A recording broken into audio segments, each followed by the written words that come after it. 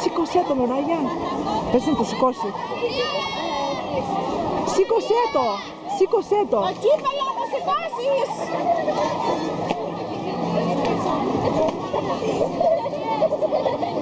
Απονομή συγκίτριας στο δρόμο των 50 μέτρων μήνυ Πανκορασίδος.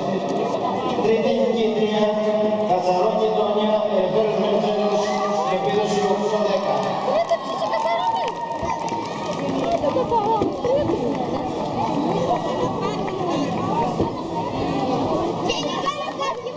Δεύτερη νικήτρια, Πατραβάνη Βασιλική Όφη, επίδοση 7-94.